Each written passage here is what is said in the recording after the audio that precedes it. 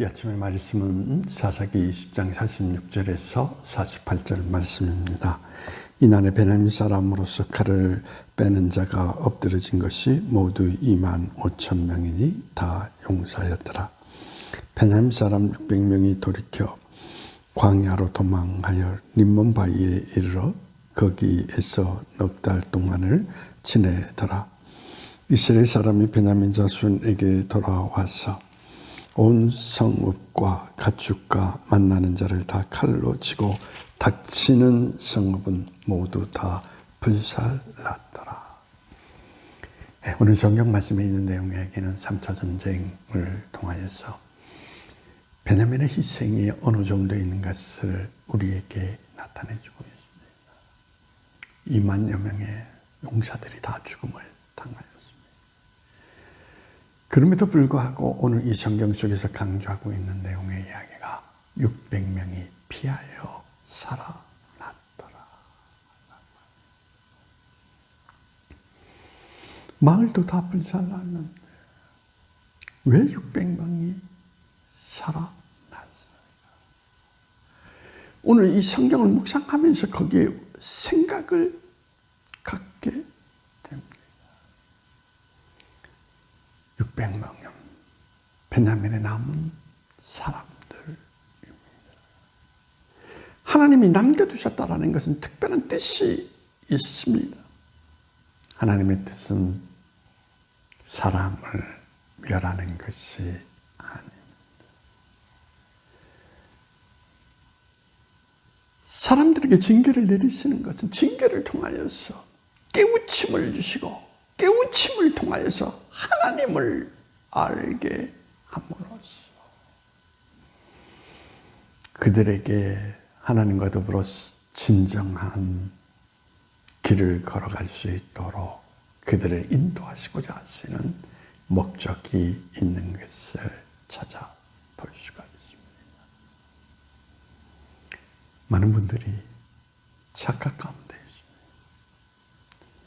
여기 시련과 어려움이 오면 하나님이 나를 죽이시려고 한다. 아닙니다. 하나님은 우리를 바로 세워서 그가 잠시 죄악 가운데 머물러 낙을 누리는 것이 아니라 영원히 하나님의 은혜 가운데 은혜 안에서 참된 평안을 누릴 수 있는 길을 열어주시기 위한 뜻을 갖고 있는 것입니다. 궁극적으로 하나님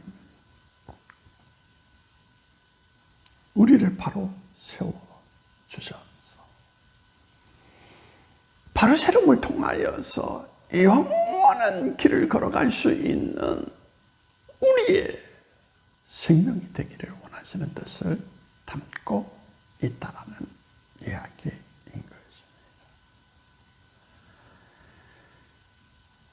그러므로 오늘 우리 삶의 자리 가운데 어려움이 있을 때 하나님이 나를 버리셨다.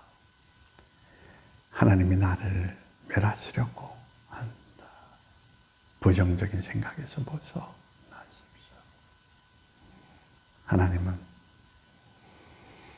여러분들을 결코 포기하지 않습니다. 그리고 여러분을 통하여서 하나님은 하나님의 역사를 이루어가는 꿈을 갖고 계십니다. 그 꿈을 이루기 위해서 아픔을 통하여서 여러분을 새로운 존재로 만들어 가시는 것입니다.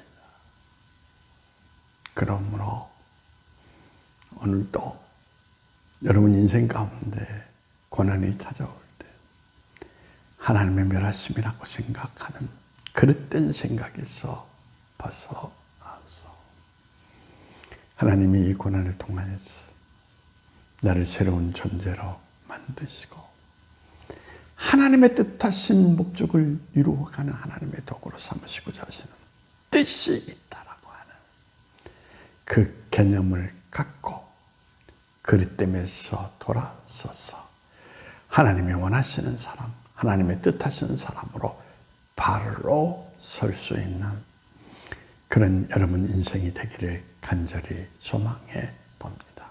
기도하시겠습니다.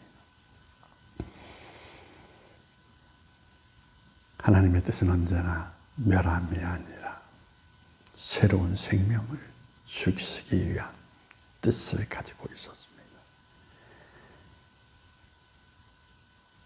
그런데 우리는 고난을 임할 때마다 우리는 어리석게 하나님 나를 멸하신다 라고